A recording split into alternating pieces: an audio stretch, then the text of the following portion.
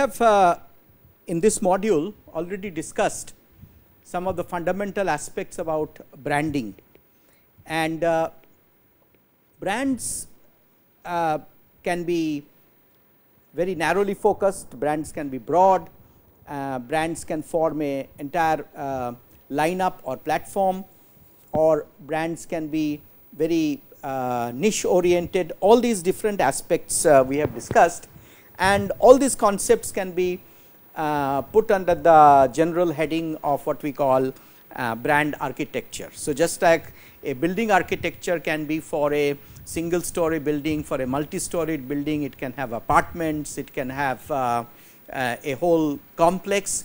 In the same way, brands can be therefore single line and form a complex interrelated structure as well, and we can see some of those examples. So, in short, the brand hierarchy or the architecture consists of say corporate brand. For example, if we take HP, which is a printer company, I mean HP has many other products, but let us focus on that part of HP which deals with printers and so on.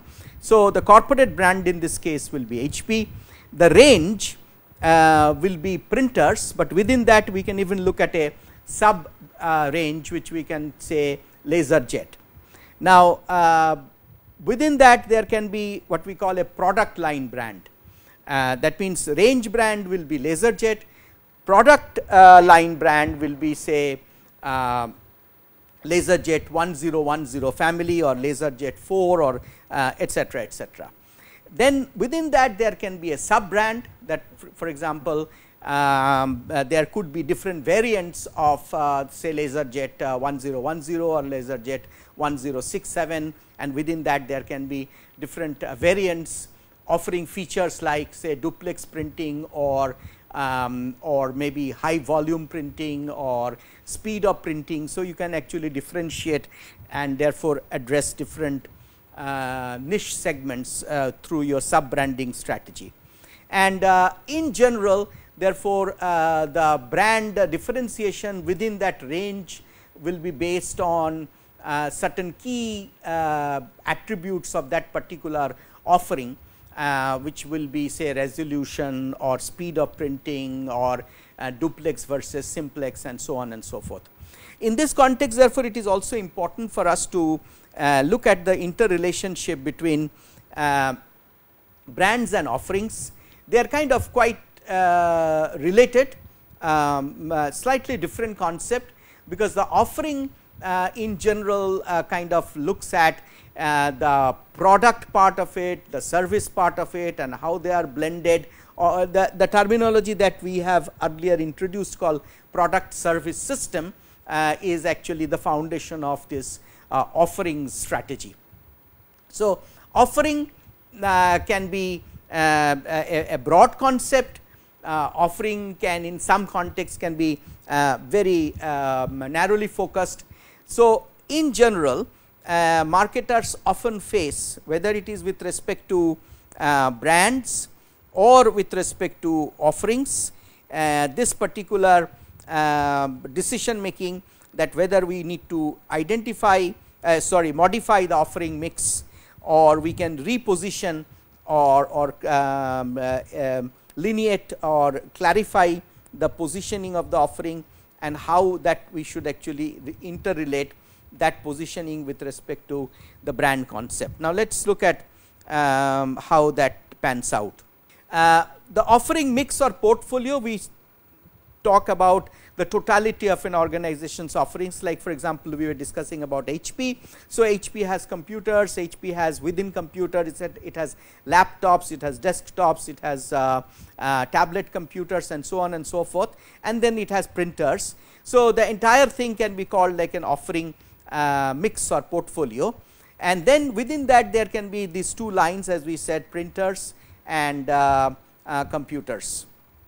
So, there are groups of offerings which are similar in terms of usage, buyer market, technical characteristics and so on, and within that there can be all these offering items which can be the product line, the sub brand, the the feature base of those different. So, therefore, what we see is that the offering mix can have the width aspect of it, that means how many items are there, the number of offering lines.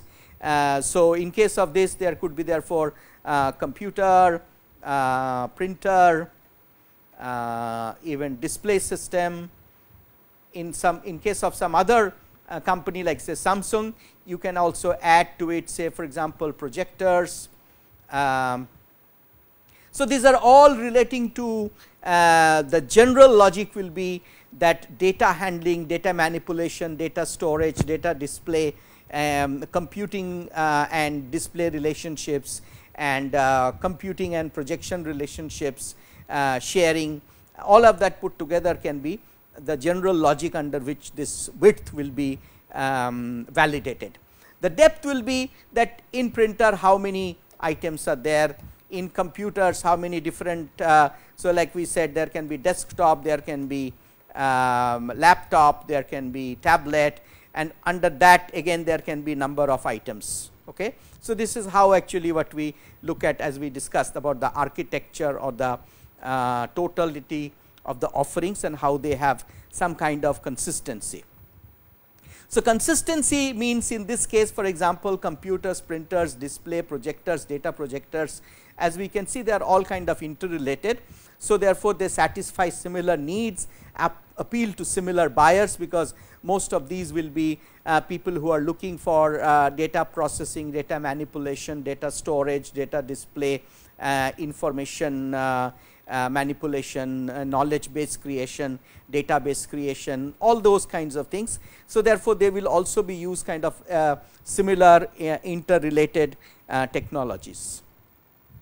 So, the decision whether what kind of, whether it should be just one offering or there should be complete lines or there should be many lines, all that will depend of course on organizational resources and as well as competitive situation. So, competitive situation means that when the market is in the growth, then we see one kind of in the growth range. Therefore, if you actually HP might have originally started, I exactly do not remember whether they started with computers or they started with printers. They started I think with instruments, but they got into computers, and then they saw this opportunity in printers. They acquired, developed intellectual property in that domain, and then you can actually therefore go into various kinds of adjacent areas. So, while your core product line is growing, you find opportunities which are there in adjacent spaces, that means similar as we discussed, that means the customers. So, fundamentally it is always focused on the customer. So, the customers, if they have requirements which are kind of similar or interrelated, then you have an opportunity to create different product lines.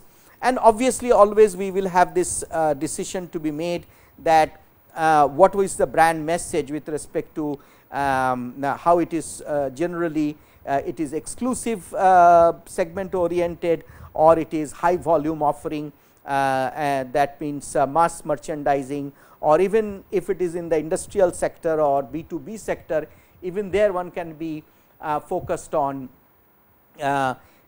few customers, or there can be, it can be a very broad appeal. So, when we look at printer, we know that it these companies like HP or Toshiba, they have a whole range which we can appeal to different types of customers.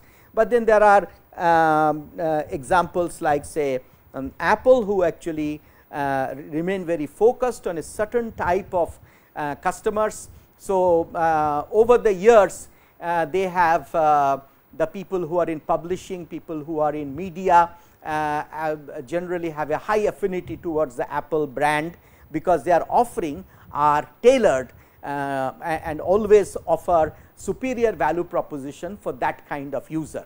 And so, you can see there can be a validity for both very narrowly focused exclusive brand and positioning combination offering lineup, or there can be a much broader approach. So, the brand mix decision therefore, or it will be whether we need to add to the brand mix, and then if adding to the brand mix can be modifying the current offering, it can be therefore incremental changes, or it can be a very brand new development.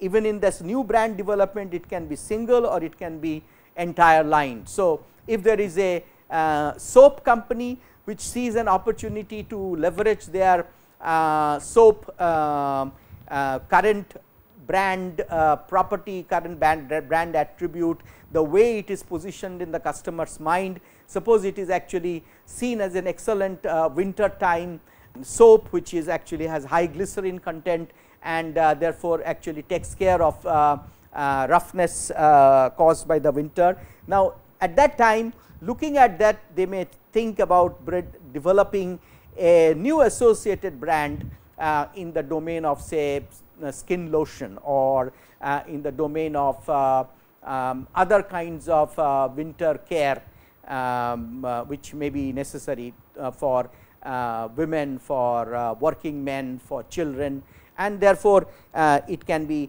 either a single thing that is developed only for children for winter care, or it can be an entire line looking at winter care lotions for men, women, children, different types of market segments. So, therefore, adding to the brand mix can be a new brand development, it can be modifying the existing offering. So, which means it can be an incremental decision, or it can be a radically new, or it can be within in between there can be something like different, but related. And in modifying, and one can always trading up and trading down. If you look at the way Lux soap, they have actually now different offerings. They have actually a higher end offering, which is called, I think, Lux Supreme or Lux International or whatever, and there can be Lux which is actually aimed at buyers looking for a lower priced option. And as we have discussed before, as brands become old, just like in product decision, we have this thing that we can actually look at harvesting. That means that brand may still be very valid. So, there are various kinds of say over the counter drugs, where they still retain. I remember that there is for children this what is it called, gripe mixture. Now, there are new offerings in that, but there are some people who still swear by that original product for colic pain of babies, and so that mixture may be now not very widely used as it used to be, but still there is a loyal following, and so you can actually now do all the things that we have discussed with respect to harvesting. That means you have a margin focused narrow marketing strategy, or sometimes you may actually after some time you may even decide to eliminate that offering. Now, even in semiconductors or other high tech products, this harvesting and eliminating strategy is often used. So, we can see that the product life cycle related decisions that we can take with respect to marketing strategy equally apply when because after all brands are the layer or the connecting architecture with the customer, which rests on the fundamental promise of the offering. So, this is the relationship between offerings and brands. Of course, a absolutely important point here is that when we think in terms of offerings, and therefore, based on that offering characteristics, the brand building exercise, a very important point is consistency. That means, if I am going to create a particular product which has got a very clear, it must have a very clearly defined segmentation, targeting and positioning proposition. Without that, without very clear understanding of this STP, if we actually create or promote a brand, it can actually fall flat. It is also important to note that if when Lux is introducing different alternatives to its original. So, that means either it can be upscale from the original Lux, or it can be sort of a lower priced option. So, it can go both direction, but it has to be understood that in that process there can be some cannibalization. That means the original Lux customer base some of that can migrate towards this, and some of that can be migrate towards this, the lower or the upper price segments, which means that the consistency logic, that means that whether it will be a price based, whether it will be a feature based or both variant strategy, that should be very clearly understood. So, that is what we mean by understanding the consistency. That means the degree to which the new offering fits the organization's existing selling and distribution strategy, and how it relates to the current customer and the future customers that we are aiming at. So, there we have to understand that if this was the original customer segment and this was the original positioning, if we now create an upscale position or downscale position, then there will be some impact on this, and this has to be clearly understood. Of course, there can be in automotive, for example, when we do marketing, then we can actually these relationships may be or rather these segmentations can be quite crisp. So, we know that there is a highly correlated with the kind of money and the kind of use the customer is looking at, and therefore, there will be quite a distinct market of for say mini cars, there will be quite a distinct market for high level sedans, and there will be a market also for low frill 4-door or 2-door variants, and these the customer may actually looking at kind of trading upwards, and therefore, cannibalization impact can be lower, but the cannibalization impact will be much higher when we look at something like say soap. So, whenever we are looking at a new offering development process, this is similar to the discussion that we have had before. I think next 3-4 slides can be related to the earlier discussion we had with respect to new product introduction and so on. So, the same point comes up here, that there can be several new ideas. That means, it can be you can think about a upscale soap, you can think about introducing. So, if you are a soap company, so you can have therefore new offering creation opportunity in the soap domain. You can go into the related area which can be say lotions. You can actually also think about a related slightly little bit more distant, but using the same kind of production technology operational capability, say in the range of detergents and so on, or there can be distant relationship with say cleaning fluid or bath gel or face wash. All these possibilities can be there for a good soap brand, and then there can be all these ideas will have to be then screened, and business case will have to be analyzed, market has to be tested, and commercialization can happen. So, business analysis fundamentally means the same points that we have discussed before. We have to look at the sales forecast, we have to look at the cost and therefore the profit, and therefore things like break even, payback and so on. These are concepts that we have discussed before, but maybe we can just do a quick recap. Payback period is the number of years required for an organization to recapture its initial offering investment, and payback period is basically the total fixed cost divided by the cash flow. So, if you have invested 5 crores and your net cash flow is something like 1 crore per year, then it is actually you have a 5-year period in which, so this is your payback happens. So, you can compare whether option the earlier option, this all these different things that we discussed, one can say this will have a 7-year payback period, this may have 3-year payback period, this may have 4-year payback period. Then you look at the total volume of investment that is necessary, how much money the company can spare in new products, and so on. And of course, we must look at these concepts that we have discussed in depth before. The return on investment is another important factor that has to cover. So, commercialization, important point is that this same point we have discussed while discussing new product marketing or market entry strategy. At that point of time, or in a growing market, we have understood that there are thousands of ideas need to be processed to finally come up with a single commercially successful new offering.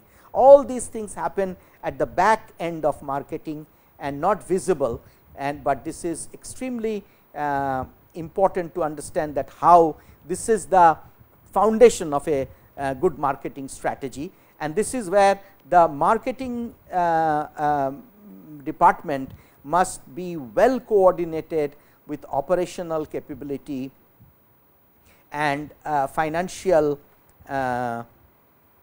imperatives of the company.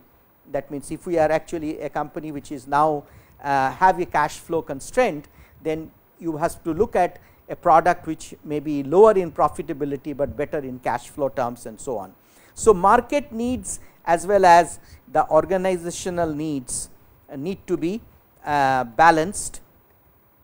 Organizational, financial and strategic needs, and they need to be seen in terms of the organization's strengths and resources and the creative, innovative perseverance. This is actually another very these are kind of interrelated, but slightly different. That means, some companies actually have brilliant ideas, very creative ideas. The Palo Alto Research Center of Xerox actually has many such unique developments which they came up with, but they are now the literature talks about their lack of perseverance, or they may be at that point of time they had the luxury of plenty. So, some brilliant ideas which could have caused enormous revenue and profit were actually not pursued by the company, but other companies took that idea and made grand success out of it.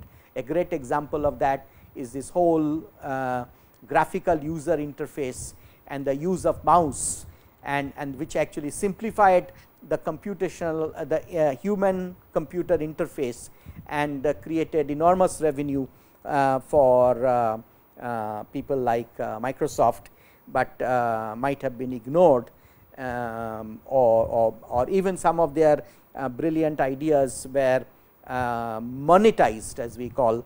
See, monetization of an creative, innovative capability depends on perseverance and execution, and that is where actually even Apple is supposed to have benefited by taking ideas which originally were developed by other people, but making significant development on top of that. So, making the positioning decision therefore will be depending on again all those W and H questions, that who are the likely competitors, what are the marketplace position of those competition, and how strong are they, what are the preferences of the target consumers, and how they see that offering. So, I think this can be, we had discussed in while we discussed service marketing, that when we take say for example, creation of a new hotel range within a bigger hotel brand, say Hyatt or Marriott and so on. So, one can actually develop these matrices based on say cost or price to be paid by the customer versus the features of the offering, and therefore, according to that you can have low, high, low, high. So, this can be like price per night, and this can be features and facilities offered, 1 star, 2 star, 3 star and so on. And then one can look at a particular geography, that suppose this is a new hotel chain which is now looking at its entry in Bombay or Delhi or Ahmedabad or Bangalore, and they can then decide that okay, maybe there is a little medium range price, but there is a vacuum, that there may be a number of 5-star hotels here, there may be number of guest house type of hotels here, and there may be a vacuum in medium priced medium feature business hotel, and therefore this becomes a new offering with a new positioning strategy. So, those same what position do we want to own, what competitors must be outperformed, the same W and H questions will have to be answered and implemented. Both position as well as creating a new position, creating a new brand, creating an expansion of the current brand, creating additional position for the current brand, these obviously always will depend on very good marketing communication and clear statements with respect to STP execution. So, that means the segment must be clearly understood, how they are to be targeted, and therefore, how your position strategy will be will determine finally the new brand success. Okay. And of course, as usually it applies to all marketing strategy decision, that frequent changes can be accepted if you are in mobile phone business, but because you can actually as we can see from Samsung strategy, that you can have a strategy to straddle every price point and every kind of segmentation. But that strategy which is quite okay for mobile phone may not be the right strategy for say a hotel lineup, or even in case of computers. So, as we said, there is an Apple type of strategy and there is a Samsung type of strategy. So, Apple type of strategy, it remains very clear in the kind of customer. So, their products are usually higher priced, they do not normally have many price points in their offerings, whereas we have the Samsung strategy, which has an enormous range from 3,000 rupees phone to a 40,000 rupees phone, and therefore, there can be, whereas in case of Apple there may be only 2 variants or 3 variants at a time. And so, both strategies are valid. It depends on how you are perceived and what is your STP strategy. So, if you are in a mass market oriented strategy, then you can have number of additions, but within that same position, frequent changes are also sometimes customers are reacting against it. In an earlier discussion, we have talked about the customer retribution now against forced obsolescence. So, those are to be understood. So, finally, this is kind of the both for offering as well as for brand building. We have talked about this, that in all activities ultimately we are looking at how we can customer footfall in a store, or customer footfall or customer first interface with your front line, be it your retailer, be it your direct sales force, be it your exclusive showroom, or be it a bazaar. In any case, your original marketing activity can actually satisfy the awareness and the interest. The even it can actually sometime create the desire. So, this we have discussed this IDA model, but this action of purchase action, that means when the really the exchange takes place, at that stage definitely therefore, the brand strength, the brand salience, all those are very important. So, this awareness, brand awareness, and from there this purchase action, but this stage is not enough today. This achieving this position, that means your brand is the first one that comes to the mind of the customer, that at 20 years back was enough, because the competitive intensity was far less. The customer might have been looking at 3 options, and if your brand came to his or her mind first, you had achieved a big success in terms of marketing strategy.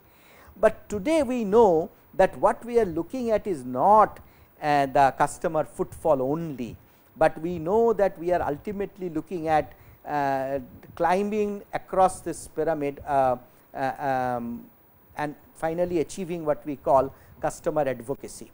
So, we had discussed this before on a simplified pyramid, that from the original transactional relation, transactional interface, we are looking at relation building, and so we at this stage we look at from satisfied customer,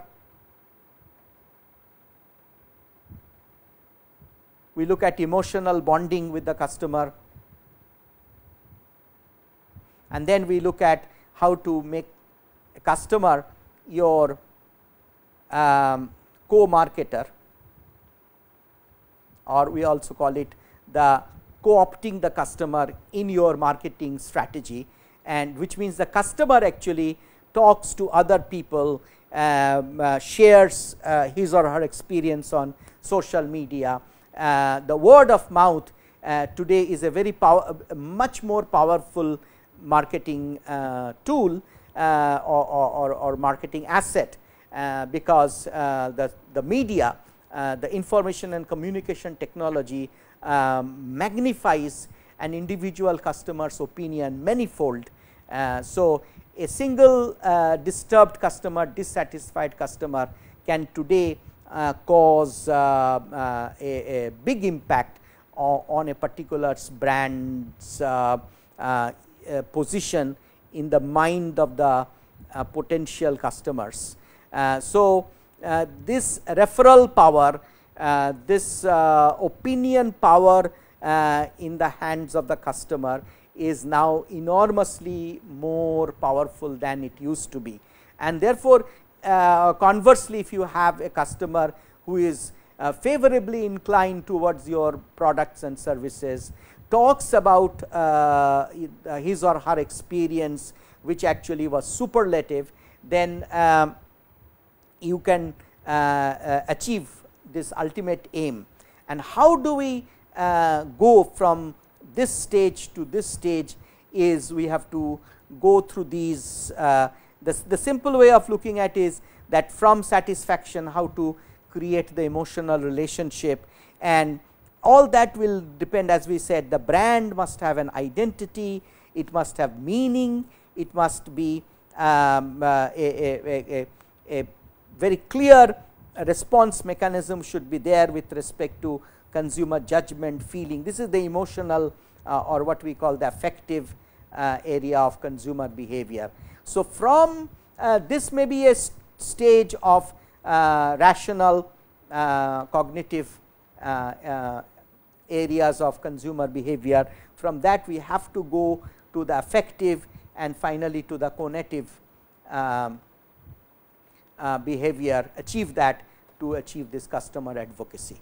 So, all brand building, all offering strategy, diversification of offering or narrowing of the offering, create more adjacent positions with respect to your offering or brand, whether we have more sub brands, whether we have promote the corporate brand, all of that will be guided by this particular pyramid strategy. So, we are discussing in this module, the 11th module, the related concepts of brands, offerings, and how to reach the market with those offerings and therefore, the issues relating to marketing channel. Today, we are discussing some additional topics, some advanced topics, just as we discussed some additional topics with respect to brands and the interrelationship between brands and offerings and how to build a long term branding strategy. Similarly, we have to look at some of the advanced issues of marketing channels and how they can enhance the brands and the offerings. So, the channel strategy has actually become more important today than before. In a way, earlier your distributors, your marketing channel partners had a subservient position. The manufacturer was dominant and the distributor was actually in a service mode to the manufacturers.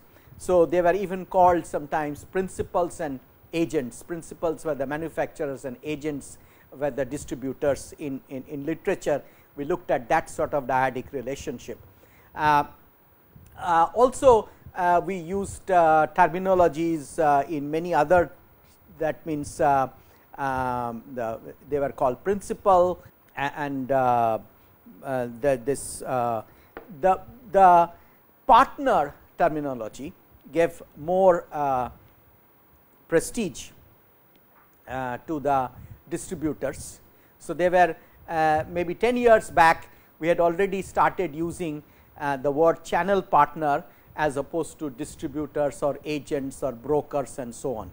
We basically clubbed them under different types of different categories and routes to reach the market, which we had seen diagrammatically. If you remember, we had already that if this is the manufacturer and if this is the customer, then we had seen this diagram that I can reach them directly, I can reach them through two stage intermediation or they can be reached through multiple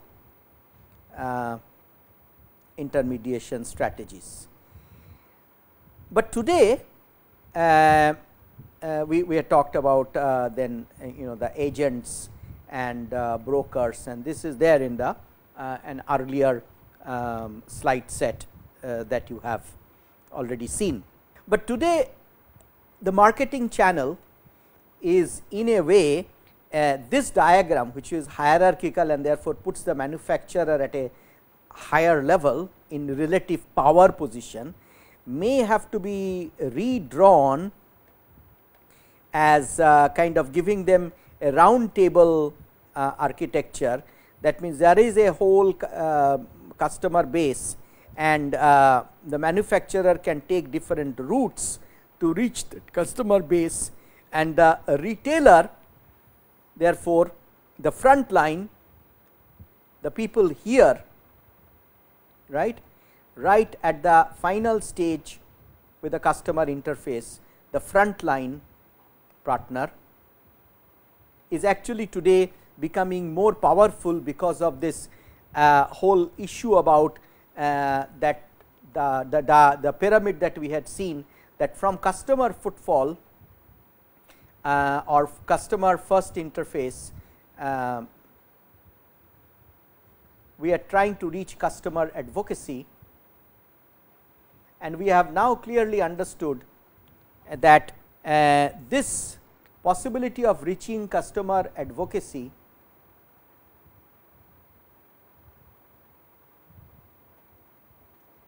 depends a lot on the front line, the retailer.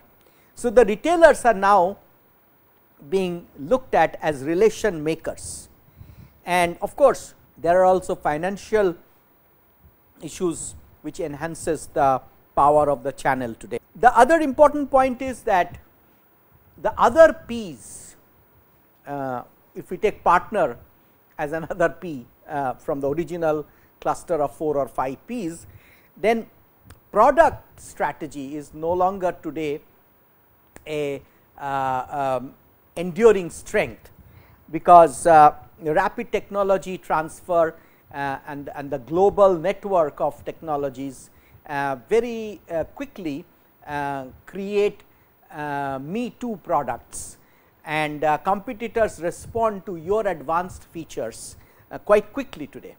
So, product leadership is not an enduring strategy. It can give you a temporary benefit, but because most product life cycles are not like this, but they are more like this today. So, the product leadership is not a sustainable, long term sustainable competitive advantage. Similarly, pricing, because the global economy is such that it equates, it brings down costs, creates an enormous pressure on your cost line. So, people only who have the operational excellence of continuously lowering their cost, reducing their waste, taking out every penny, every paisa from their value creation activity.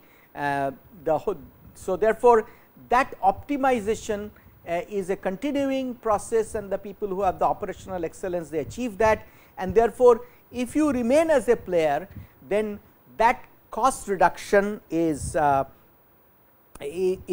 primary aim, is a primary activity, and it has to be part of your marketing strategy, understanding that you cannot retain a high price position for long, unless you are in an exclusive market like a perfume or a Louis Vuitton or YSL and so on.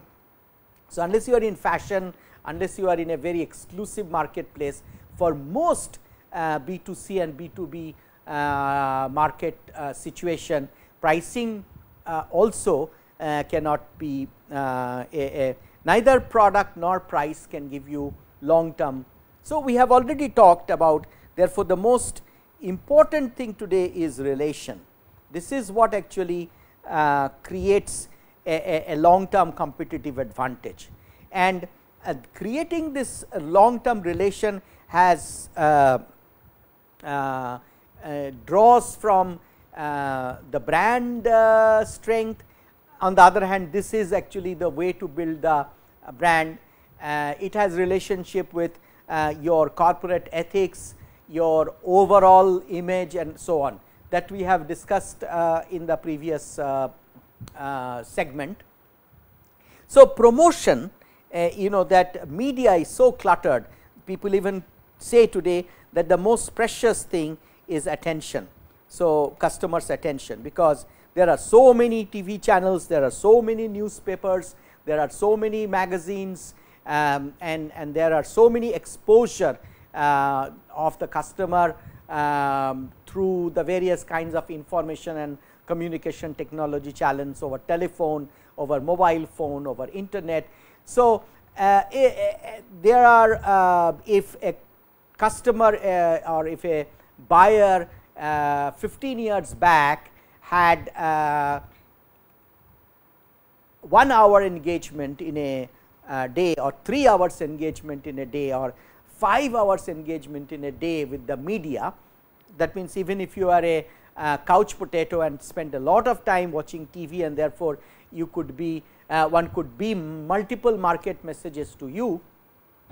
Today, the situation is that the customers are engaged with the media maybe 10 hours, 12 hours a day, and in that scenario, it is very difficult to beam across your marketing message. So, promotion today is very high cost, there is lot of clutter, and therefore, it really does not have a very long range impact. So, superior marketing channel strategies today is a key competitive advantage. The reason is that this is not so easy for the customer, for the competitor to replicate. So, product positions can be replicated by competitors, pricing strategy, promotion, all of these can get depreciated quite quickly, but a channel strategy based competitive advantages position is not so easy to replicate, because the front line, the retailers are becoming larger. So, as we have more organized retailing, as we have malls, we have big stores, we have hypermarkets, we have very large retailers. We all know about Walmart or Carrefour or Big Bazaar or and such companies. So, they have a substantial power in the minds of the customer. So, if there is one campaign by Big Bazaar for the cheapest day in the week, so Wednesday, which used to be a low footfall day, has now become a very crowded day, and on those days the retailers can exercise a lot of power by way of bundling and different other strategies. So, today in many ways the retailers are not the agents of the suppliers, but the relationship has changed and they are the relation maker between the customer and the supplier.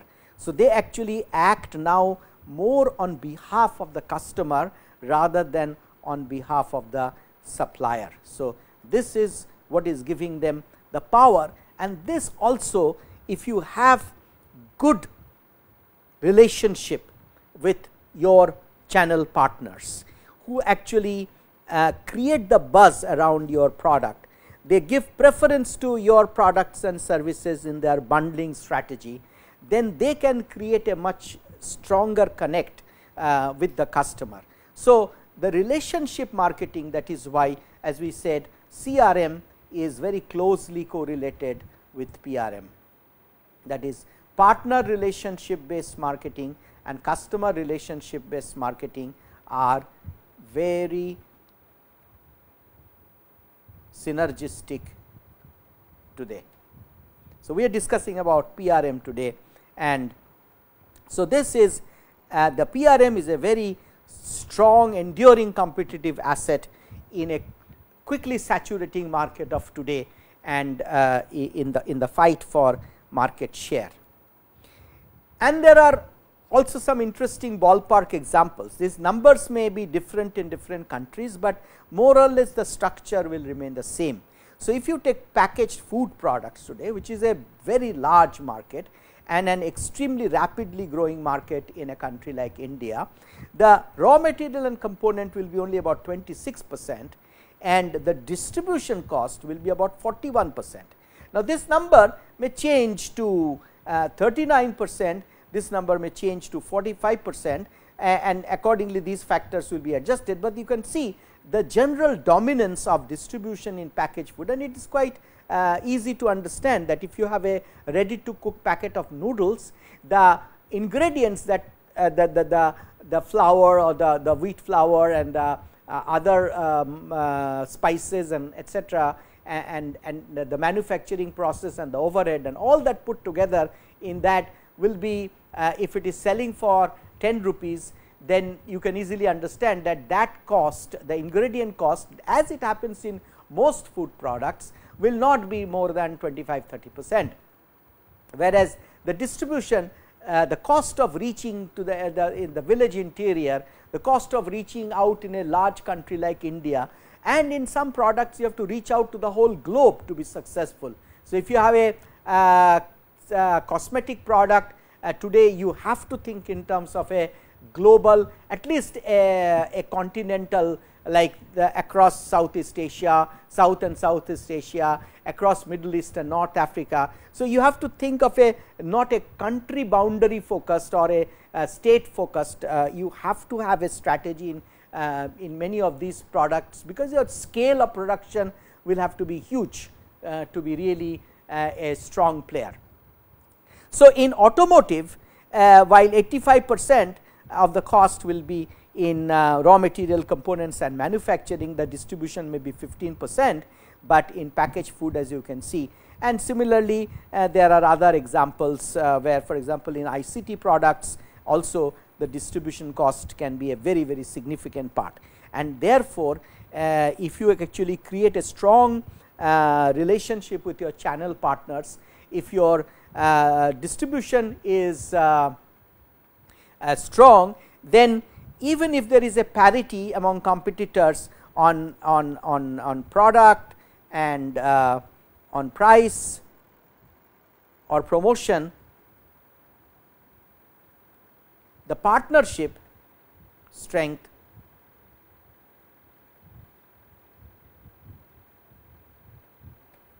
can give you a very strong position. That is why, while say for example, in mobile phones, the erosion of market share in the recent past of some people, some of the manufacturers have been it has been quite rapid in Western countries, but in India some of these original strong players still enjoy, their market erosion has been far slower in the Indian market, because the strong distribution channel position they had created.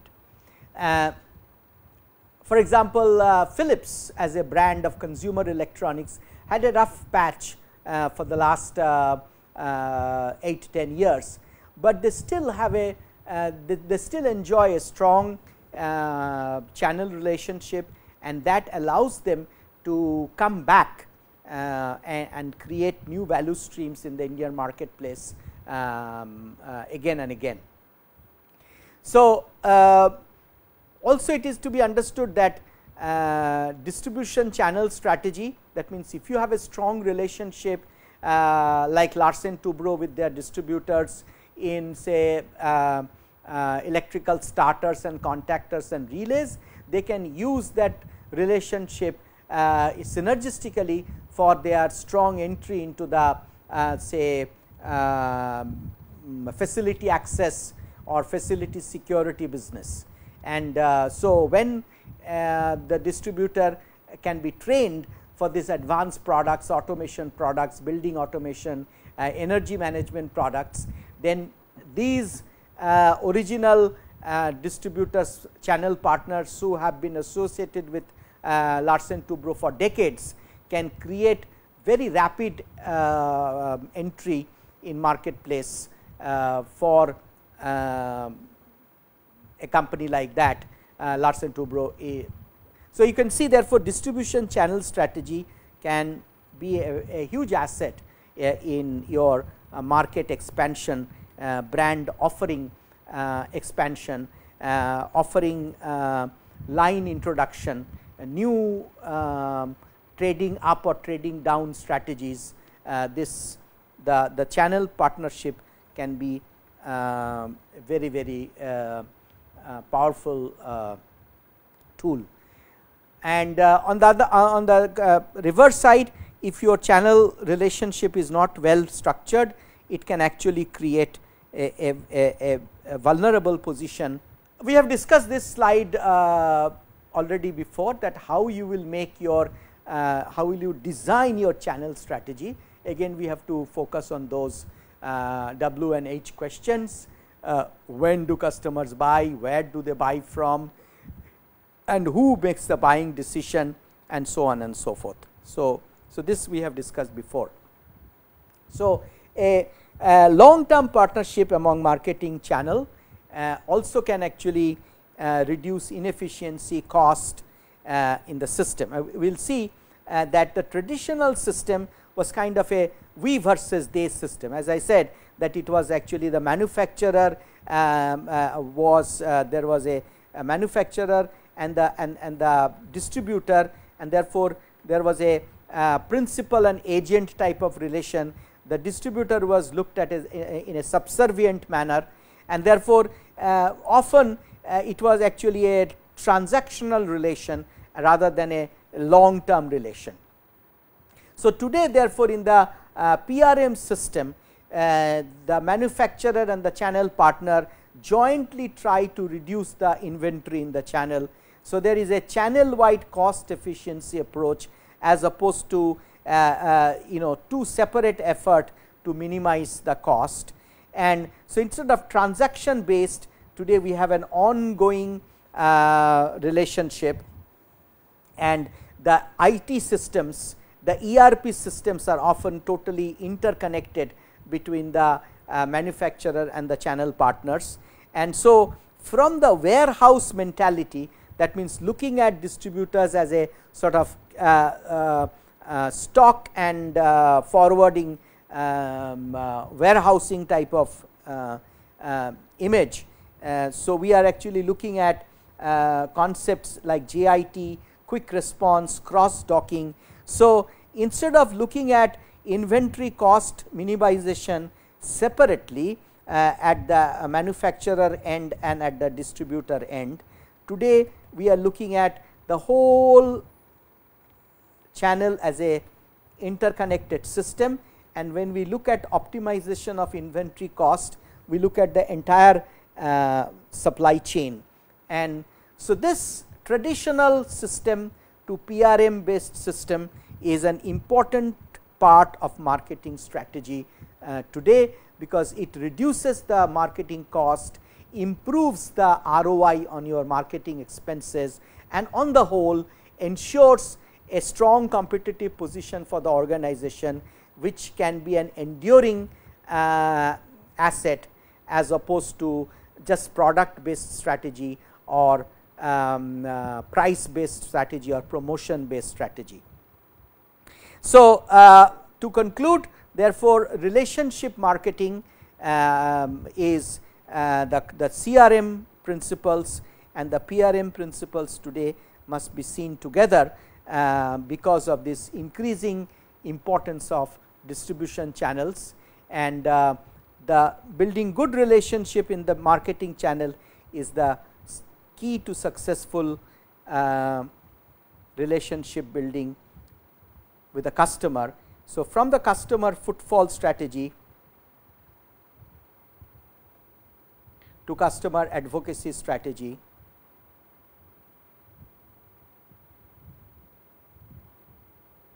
you have to walk hand in hand with your channel partners, and that is the meaning of CRM and PRM integration in your channel strategy.